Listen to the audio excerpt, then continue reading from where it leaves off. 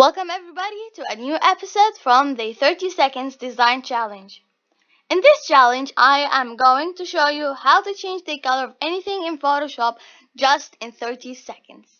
But before we start, don't forget to click on the subscribe button down below and click on the notification bell to receive all new videos. I'm going to show you how to change the color of this ice cream in just 30 seconds. Let the 30 seconds timer go on. So the first step is selecting your layer, pressing W to get the quick selection tool, then selecting your object.